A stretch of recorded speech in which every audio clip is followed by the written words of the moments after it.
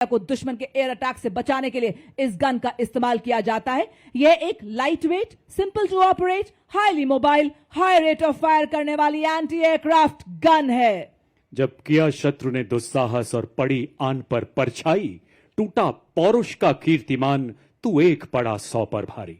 जू 23 के पीछे इसी श्रेणी का अगला वेपन सिस्टम L-70, नेतृत्व 322 AD रेजिमेंट के कैप्टन नितिन शर्मा द्वारा।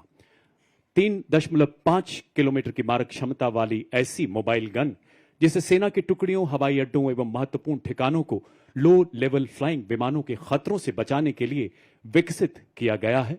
देवी और सज्जनों, ये प्रतिकूल मौसम में भी हमला करने में पूरी तरह से कारगर है।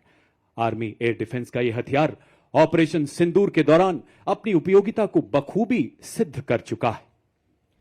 अगला वेपन सिस्टम सलामी मंच की ओर अग्रसर होता हुआ M777 अल्ट्रा लाइट हाउवित्जर, जो कि अत्यंत सटीकता से 155 राउंड फायर करती है, जिससे 40 किलोमीटर तक प्रभावी फायर पावर मिलती है।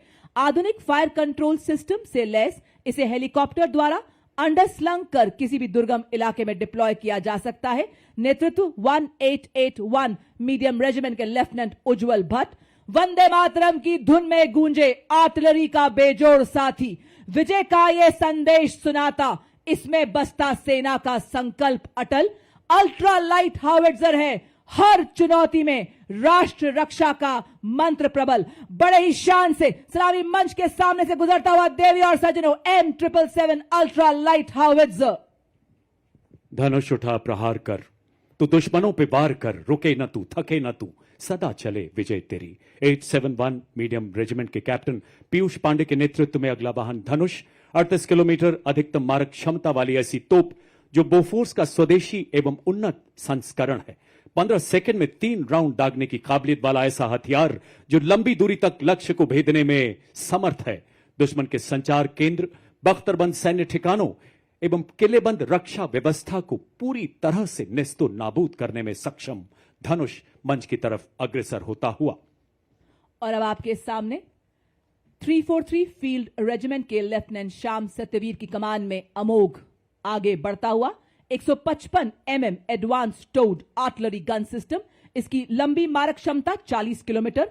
यह 1 मिनट में बर्स्ट मोड में 5 राउंड्स फायर कर सकती है। यह हर तरह के इलाके में संचालन के लिए गतिशील है और शूट एंड स्कूट तकनीक से लैस है।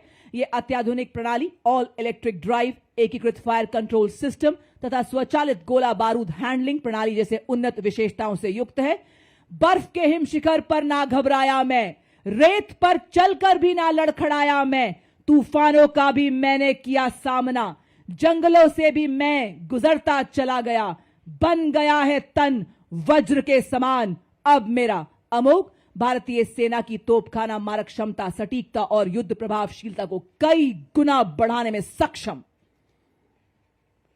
40 फील्ड रेजिमेंट के जांबाज अधिकारी लेफ्टिनेंट महक भाटी की कमान में अगला वाहन यूनिवर्सल रॉकेट लॉन्चर सिस्टम सूर्यास्त्र का 300 किलोमीटर की मारक क्षमता वाला मल्टी कैलिबर रॉकेट प्लेटफॉर्म जो गाइडेड रॉकेट्स द्वारा दुश्मन के ठिकानों को लंबी दूरी से ध्वस्त करने में पूरी तरह से सक्षम है।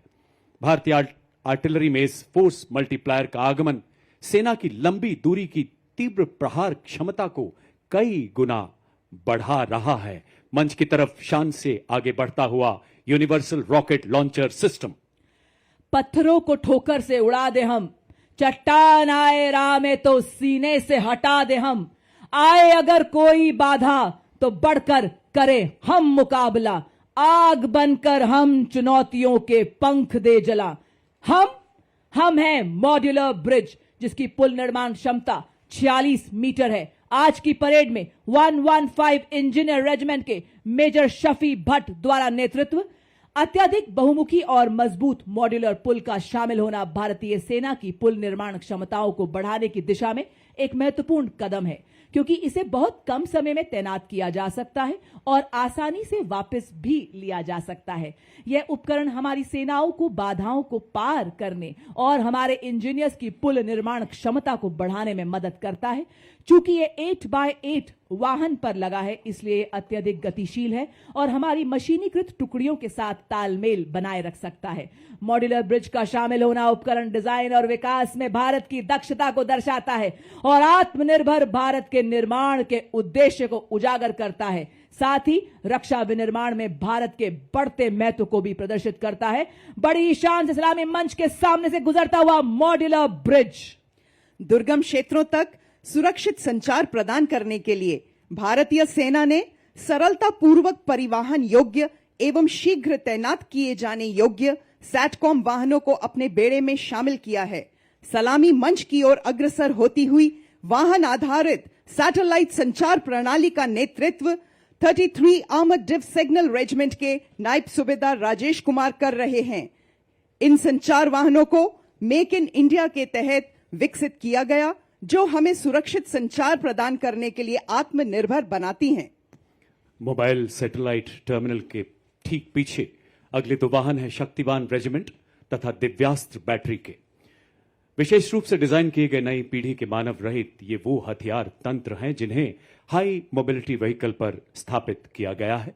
शक्तिवान का नेतृत्व 161 मीडियम रेजिमेंट के कैप्टन नमन शर्मा द्वारा। देवियों सज्जनों, इस वाहन में स्वॉर्म ड्रोन्स, मिनी हार्पी, हैरोप तथा पीस कीपर जैसे उन्नत ड्रोन लगाए गए हैं। आधुनिक युग के ऐसे ड्रोन्स जो शक्तिवान रेजिमेंट को 1000 किलोमीटर तक की दूरी को और इसमें स्थित लक्ष्य को पूरी तरह से नेस्तो नाबूद करने की ताकत प्रदान करते हैं। और इसके ठीक पीछे दूसरा वाहन दिव्यास्त्र, जिसमें jolt, medium altitude pseudo satellite system तथा स्काई स्ट्राइकर जैसे उन्नत ड्रोन्स लगाए गए हैं। नेतृत्व 161 मीडियम रेजिमेंट के सूबेदार किरण मेधर द्वारा। ब्रह्मास्त्र, ब्रह्मोस मिसाइल एवं इगला, जो कि एक वायु रक्षा प्रणाली है। झांकी में आप मानव सैन्य हाथ एवं रोबोटिक हाथ को भी देख रहे हैं और आप देख सकते हैं भारतीय सेना के निष्ठावान सिपाही जो केवल मशीन नहीं है, लोहे के योद्धा हैं। ये रोबोटिक म्यूल्स दुर्गम इलाकों में लॉजिस्टिक्स के राजा हैं और थर्मल कैमरा से लैस दुश्मन की साजिशें नाकाम करते हैं। बड़े ही शान से सलामी मंच के सामने से गुजरते हुए हमारे रोबोटिक म्यूल्स। देवी और सज्जनों, अगला कॉलम नई पीढ़ी के उपकरणों का है जिसे आर्मी डिजाइन ब्यूरो द्वारा विकसित किया गया है। मेक इन इंडिया के तहत हमारे डिफेंस पब्लिक सेक्टर यूनिट और नागरिक उद्योग द्वारा निर्मित इस श्रेणी में सबसे पहले मंच की तरफ बढ़ता अगला वाहन है स्वदेश निर्मित इलेक्ट्रिक ऑल टेरेन व्हीकल, जिसे वीर के नाम से भी जाना जाता है। नेतृत्व 16 राजपुताना राइफल्स के हवलदार शंकर द्वारा। ये ईंधन और रखरखाव की लागत को कम करते हुए सामरिक क्षमता को और सशक्त बनाता है। इसका साइलेंट इलेक्ट्रिक ड्राइव सिस्टम संवेदनशील इलाकों में इसे सरप्राइज प्रदान करता है। नेतृत्व captain Manish Singh. Ladies and gentlemen, you'll be now witnessing the true spirit of Atmanirbhar Bharat, wherein an in-house innovation of the Indian Army is unveiled. The innovation coming to the saluting days is of the Sapper Scout RP version 2.0 multi-utility unmanned ground vehicle developed and led by Major Raj Prasad RS of 7 Engineer Regiment. It is a multi-role 6-wheel drive all-terrain UGV with multifarious capabilities. The detachment next to it is of the heavy autonomous utility and logistic vehicle led by Havaldar Rajesh Rawat of 618 EME Battalion. और अब आपके समक्ष एग्मा ई-सारस 500 वाहन।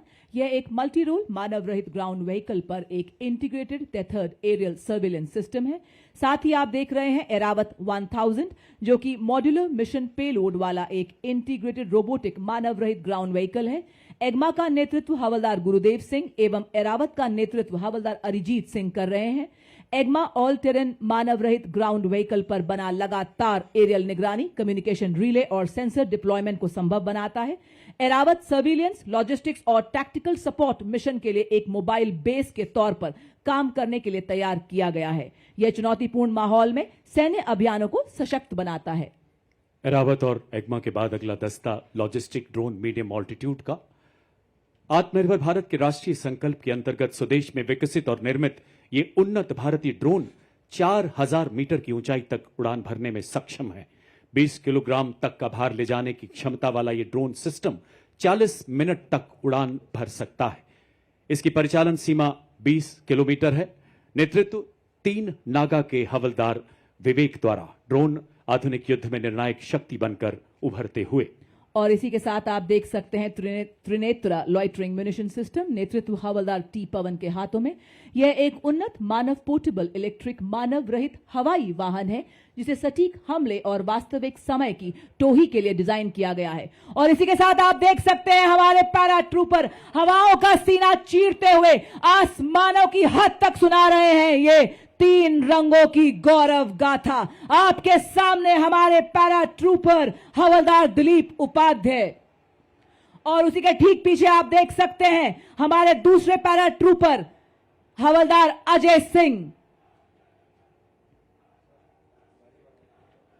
बर्फीले श्वेत सियाचिन में, रेतीले गर्म मरुस्थल में, लहराते हर हर सागर में, घन घन घनेरे जंगल में, तोपों की गर्जन धड़धड़ में, गगन पवन की सरसर में, जब ये धरती सो जाती है और सो जाता है आसमान, भैरव बटालियन रक्षक तब डटे हुए, निर्भीक निडर सरसीना तान, सरहद पर दिन रात जाग जाग रक्षा करते ये भैरव बटालियन के वीर जवान। इसी के साथ देवी और सज्जनों, आपके समक्ष भारतीय सेना की नवगठित भैरव बटालियन, जैसा नाम वैसा काम। जी हां, भगवान शिव के रुद्र रूप को दर्शाती, जैसे भगवान शिव का उग्र रूप अधर्म और दुष्टों का नाश करता है, उसी प्रकार दुश्मन के नापाक इरादों को नेस्तो नाबूद करने के लिए तैयार भैरव बटालियन आपके सामने हेल मार्च करती हुई बड़ी शान और गर्व से सलामी मंच की ओर बढ़ती second Bhairav battalion Rajputana rifles का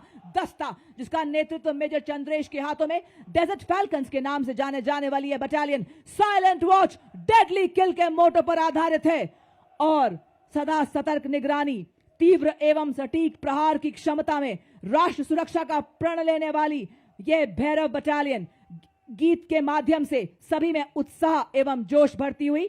उसी के साथ अगली टुकड़ी थी भैरव बटालियन सिख लाए इन्फेंट्री रेजिमेंट की। बटालियन की स्थापना नई पीढ़ी के युद्ध गठन के उद्भव को चिन्हित करती है।